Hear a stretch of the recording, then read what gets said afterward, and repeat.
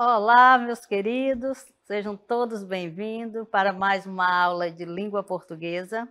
Eu sou a professora Risonilde Araújo, de língua portuguesa. Estou muito feliz em estar aqui mais uma aula com vocês. Vamos ao objeto de conhecimento? Então, na aula 14, o objeto de conhecimento, estilos de época nas literaturas brasileira e portuguesa, suas características, influências e seus respectivos contextos históricos. Detalhamento, identificação e assimilação de rupturas e permanências na constituição da literatura brasileira, historicamente construída, percebendo as influências dos modelos ocidentais, com destaque para a literatura portuguesa, a partir das práticas culturais, artísticas e verbais, em contextos diversos, locais, regionais e globais, por meio de uma análise comparativa dessas produções. Então, vamos à nossa aula.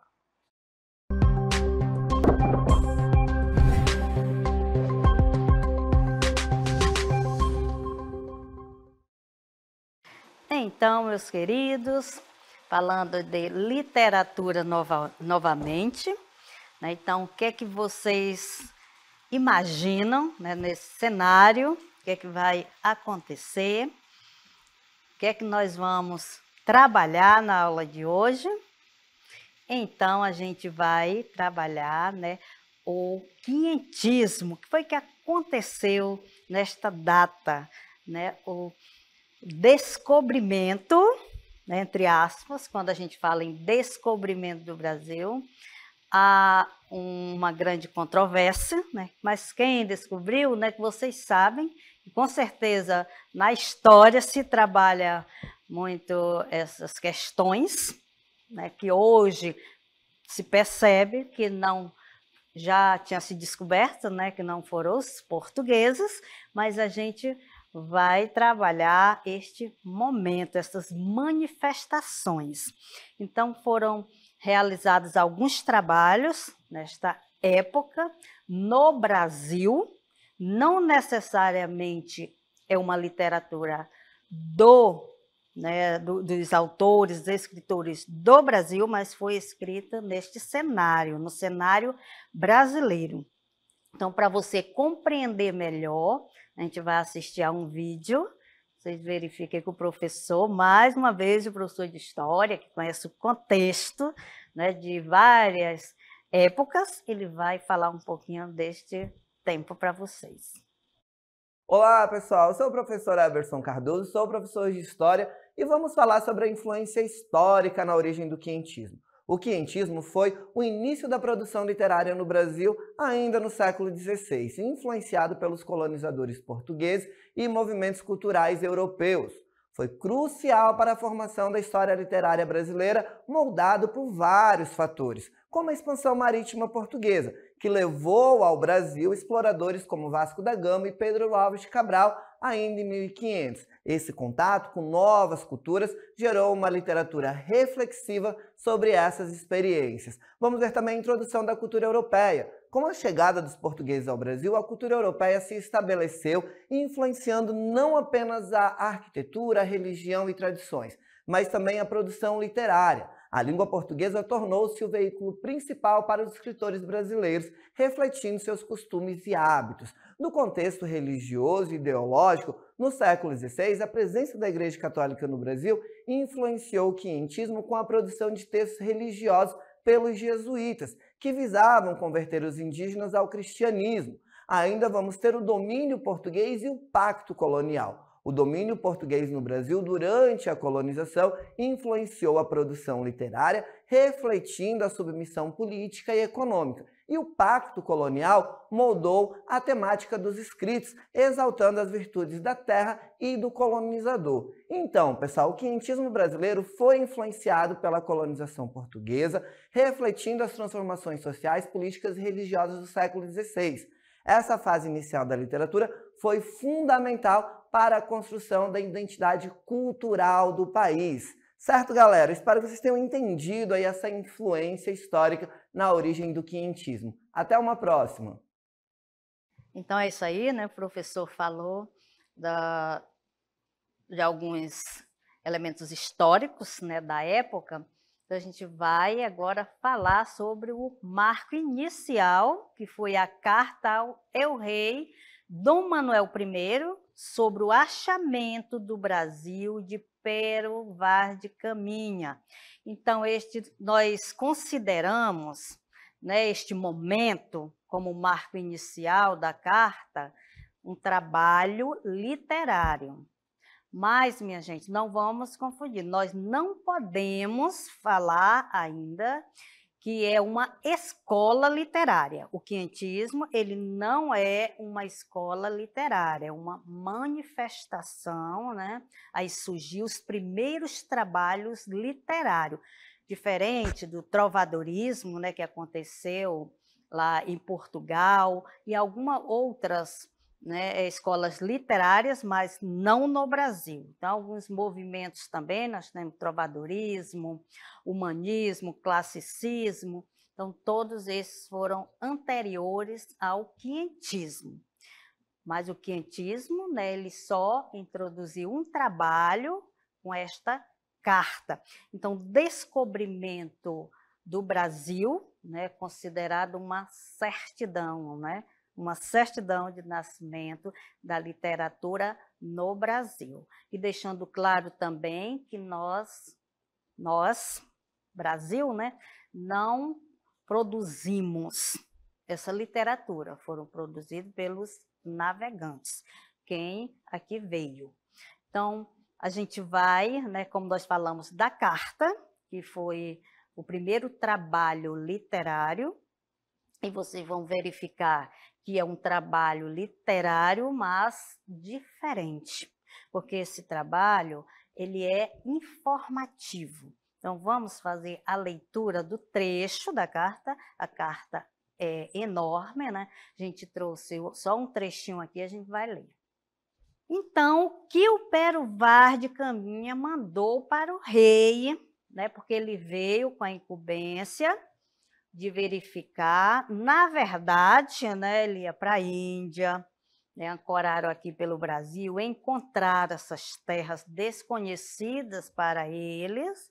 Então, ele veio para esta viagem, né, como ele era escrivão, né, era bom de escrever, ele veio responsável para escrever toda essa viagem, né? Descrever, contar. Então, o trecho da carta, quando ele chegou, ele fala: andam nus sem nenhuma cobertura. Olha, ele vai falar isso com os nativos, sobre os nativos, né? Eles chegaram e encontraram pessoas que já viviam aqui. Por isso que esta controvérsia de, né, que foi descoberto pelos portugueses do Brasil, não, porque já existia pessoas, né, morando aqui no Brasil. Então, o que foi que o Pero Vaz de Caminha falou sobre esses nativos? Andam nus sem nenhuma cobertura, nem estimam nenhuma coisa de cobrir, nem mostrar suas vergonhas, e estão acerca disso com tanta inocência como tem em mostrar o rosto. Eles identificaram que aquilo era deles, da cultura, que eles não tinham vergonha de andarem nus. Eles, porém, contudo, andam muito bem curados e muito limpos, e naquilo me parece ainda mais que são como as aves. Aí quando fala bem curados, né, com muita saúde e muito limpos, que até hoje se fala, né, que brasileiro gosta muito de tomar banho, né, e a gente sabe que os indígenas, eles também gostam muito disso, né? Os europeus não gostam muito de tomar banho, então eles se admiraram. Chegaram, né, e ficaram todos, né, muito admirados, tanto com tudo que viram, com as belezas e com os nativos que ali encontraram. Então, ou Alimárias Monteses, que ele faz o ar melhor. quando ele faz, olha, Alimárias Monteses, ele diz que como um animal, né, rústico, que lhes faz o ar melhor pena e melhor cabelo que as mansas, porque os corpos seus são tão limpos e tão gordos e tão fremosos que não podem mais ser. São tão lindos, maravilhosos, né? Então, gostaram muito do que viram, né? Ali andava entre eles 3 ou 4 moças bem novinhas e gentis, com cabelos muito pretos e compridos pelas costas, e suas vergonhas tão altas e tão saradinhas e tão limpas das cabeleiras que, de iguais nós muito bem olharmos, não tínhamos nenhuma vergonha. Então, isto se tornou muito natural.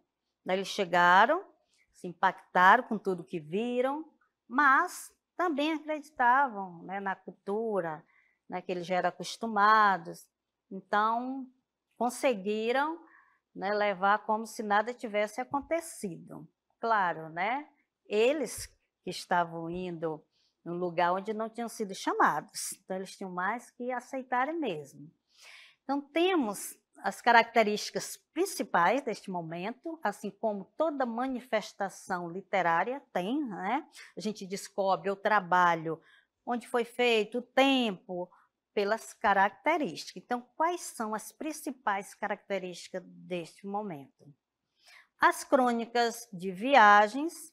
Dessas crônicas de viagens, quando se fala em crônica, né? Até hoje o gênero crônica trabalha situações do cotidiano.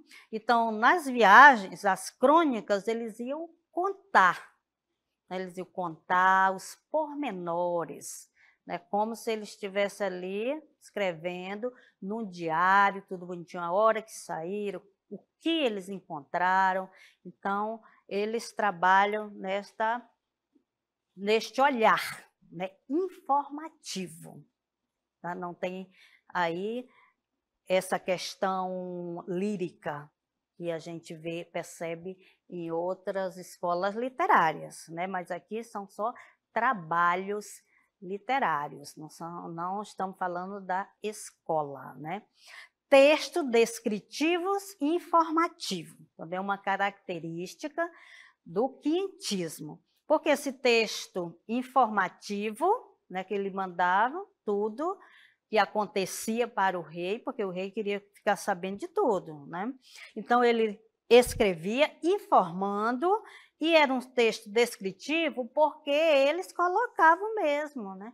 Faziam um retrato escrito de tudo que eles viam no caminho, tudo que eles encontravam. É tanto que esta carta deu para vocês perceberem, né? Tem várias passagens descritivas, então, principalmente dos nativos, falam como eles são, como eles se vestem, como eles se comportam. Então, ali, nessas crônicas de viagem, eles falam de tudo sobre o Brasil, da fauna, da flora, do clima como é, das pessoas que encontraram, né? Então, eles ficaram muito animados, né? E queriam fazer do Brasil uma extensão de Portugal. Então, os textos, já falei que os textos descritivos, né, informativo, conquista material e espiritual, então, era também, né, o desejo da conquista material, porque eles ficaram de olho, né, no Brasil, nas coisas que viram, né, na natureza, tudo que a natureza oferecia, e espiritual, porque eles também ficaram, né, de olho nos nativos, queriam catequizar. Né? Olha, aqui você vai, porque na época a igreja ainda comandava, né, lá. Então, eles queriam levar os nativos para conhecer a igreja, para conhecer a igreja católica na época. Linguagem simples, então, nessas narrativas, né, a linguagem era acessível, bastante simples, utilização de adjetivos. Você viram lá na carta? Muitos adjetivos, porque eles que caracterizam, né? Então, se uma das características é a descrição, o texto descritivo, aquelas passagens, é claro que vão usar bastante adjetivo. Este momento, ele foi dividido, né, em duas situações, que foi a literatura de informação ou literatura dos viajantes, que é onde escreveu as crônicas, né? Então, qual era o foco dessa literatura de informações? Documentação histórica. Hoje nós sabemos o que aconteceu por conta desta documentação, né? Então, porque foi tudo escrito, então nós temos acesso às informações. Por isso, documentação histórica, sabemos, né, da história de tudo que se desenrolou na época. Então, tem como objetivo narrar essa documentação histórica, narrar e descrever as viagens e os primeiros contatos com a terra e seus nativos.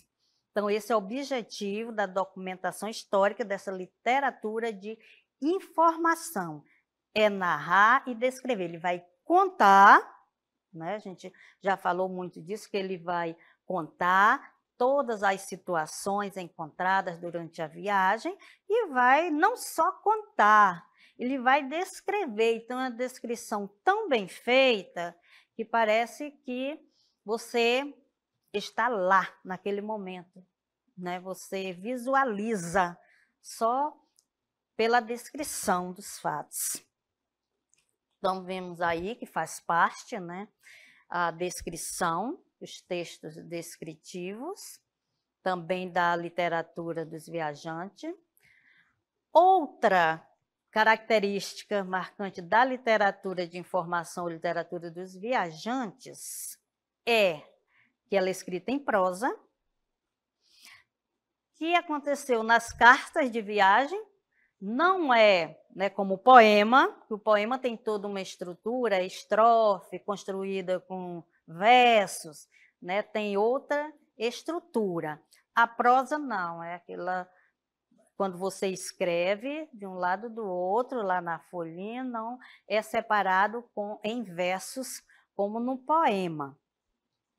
Então, foi escritas as cartas, né, diários de navegação e tratados descritivos. Então, tudo que acontecia na viagem, eles escreviam em diários.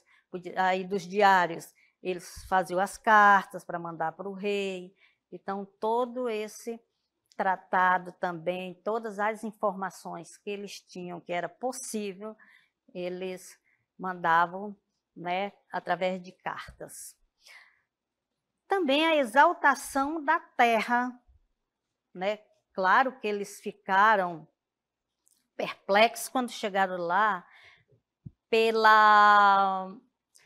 por tudo que eles viram, né? Pela natureza bela, os nativos ali diferentes, nus. Então eles ficaram empolgados e exaltaram, gostaram de tudo que viram. Então, nos escritos, a gente vê que eles usam muitos adjetivos para falar dessa terra, como é bela a natureza, como é belo tudo que tem lá. Então, o uso exagerado de adjetivos é por conta, né, dessa exaltação e também da descrição que era preciso, né, ser feita.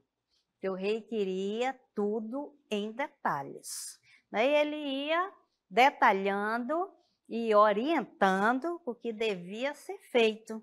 Olha, aqui tem muitas riquezas naturais, então ele já está muito empolgado, né?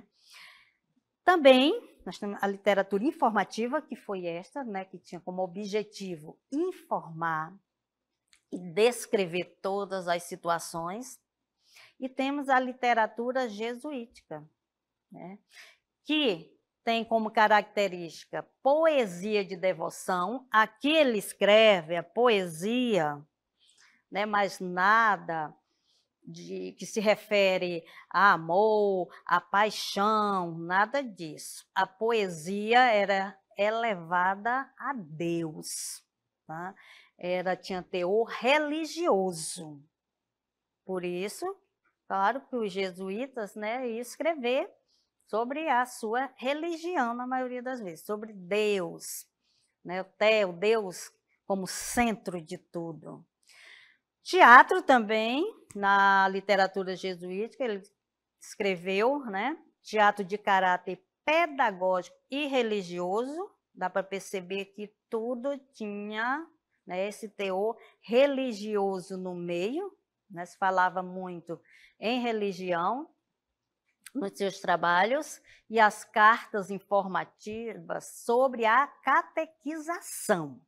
Então, ele também escreveu essa carta, né, informando como estava essa catequização, porque eles foram para isto, né? Para tentar catequizar, né? Foram chamados para isso. Olha, leva esse povo e coloca eles na igreja. Eles têm que aprender, né, toda a cultura, a nossa cultura, eles devem saber tudo sobre a Igreja Católica, então vamos converter esse povo.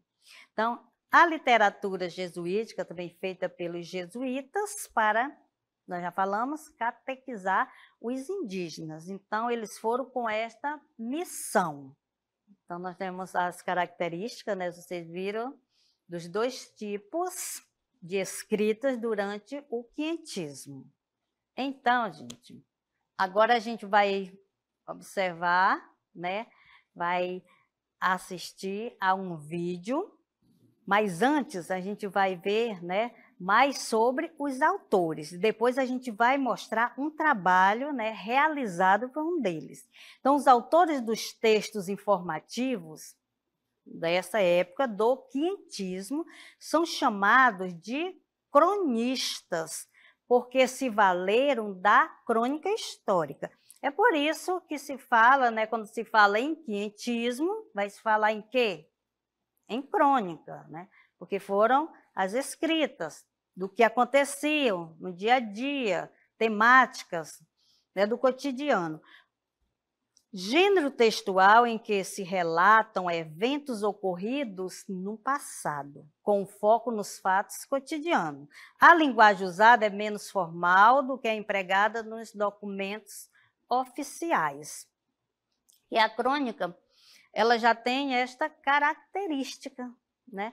Então, ela precisa ter uma linguagem bem acessível, ela tem essa característica de ser uma linguagem bem simples, porque se é coisa do cotidiano, né, então as pessoas devem compreender, né, e ter uma leitura eficiente. Então, vamos conhecer um dos maiores escritores, maiores cronistas da época, que é Pero Vaz. Vamos lá. Então, ele escreveu, nós vimos, né, no início, a primeira situação, né, a primeira manifestação deste movimento, né, da época quinhentista, que foi a carta que ele mandou para o Dom Manuel. Quem era Pero Vaz? Era um fiel e submisso ao rei, né, dá para notar nos trabalhos essa submissão, né, porque uma escrita tão bem feita e tão bem detalhada, né, que talvez ele tenha falado, olha, trabalhe direitinho, me mande tudo impecável. Então, com essa submissão ao rei, ele fez tudo como mandava o figurino.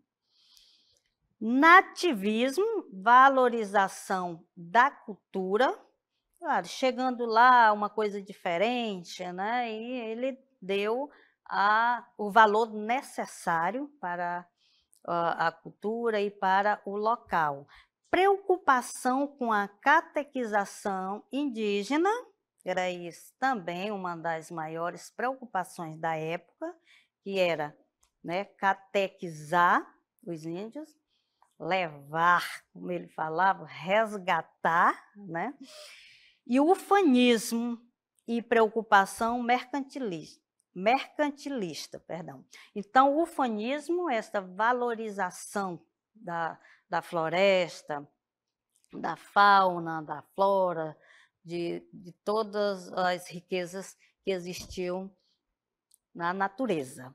Então, eles também, né, valorizavam muito, mas também tinha essa preocupação com o valor financeiro, com essas riquezas, com o comércio, né? Ele não estava preocupado só ajudar, né?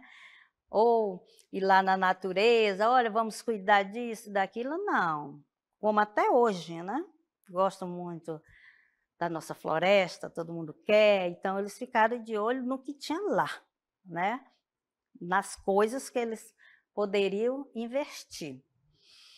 Então, temos o Pero Vaz, que é um dos maiores cronistas, que está na literatura informativa, faz parte, né? Que ele foi mesmo para escrever, para contar tudo direitinho. E temos o José de Anchieta.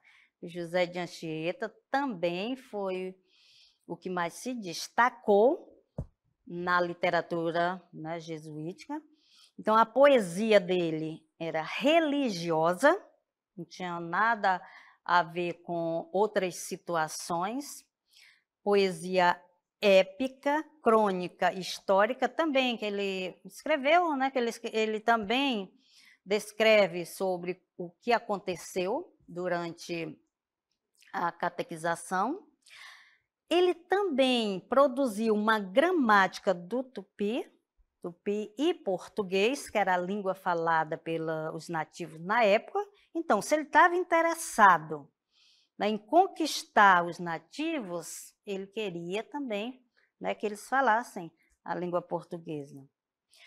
Cartas informativas também, que tem muito a ver com a crônica histórica, que ele vai informar sobre o que aconteceu por lá, né, também, mas dentro da realidade dele, dentro da religião. E os teatros pedagógicos e religiosos, né, tudo tinha a ver com o lado pedagógico, que era o lado de ensinar, né, que eles foram para ensinar. Então, a gente vai, para vocês observarem como as poesias, né, a característica da poesia do Padre José de Anchieta, tem características mais religiosas. Tá? Então, vamos assistir a um vídeo agora. Chegou o momento de a gente assistir a um vídeo para mostrar essas características no texto do Anchieta. Caminhando por esta praia, areia, este mar tão bonito, sinto São José de Anchieta a escrever seu poema Virgem Maria. Ó doce chaga, que repara os corações feridos, abrindo larga estrada para o coração de Cristo, prova do novo amor que nos conduz à união. Amai uns aos outros como eu vos amo. Porto do mar, que protege o barco de afundar, em ti se refugiam os inimigos que ameaçam. Tu, Senhor, és medicina presente a todo mal. Quem se acabrunha em tristeza, em consolo se alegra. A dor da tristeza coloca um fardo no coração. Por ti, Mãe, o pecador está firme na esperança. Caminhar para o céu, lar da bem-aventurança. Ó morada de paz, canal de água sempre vivo, jorrando água para a vida eterna. Esta ferida do teu peito, ó Mãe, é só tua. Somente tu sofres com ela. Só tu a podes dar. Dá-me acalentar neste peito aberto pela lança, para que possa viver no coração do meu Senhor. Entrando no âmago amoroso da piedade divina, este será meu repouso, a minha casa preferida. No sangue jorrado, redime meus delitos e purifique com água a sujeira espiritual. Embaixo deste teto, céu, que é morada de todos, viver e morrer Com prazer, este é o meu grande desejo. Então, gente, deu para perceber o teor, né, das poesias, dos poemas do Padre José de Anchieta? É isso aí, né? Mais para uma oração, né?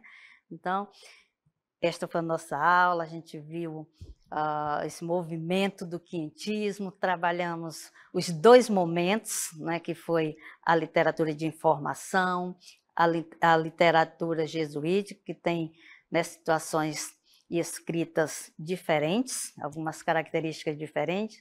Espero que vocês tenham conseguido compreender e até a próxima aula.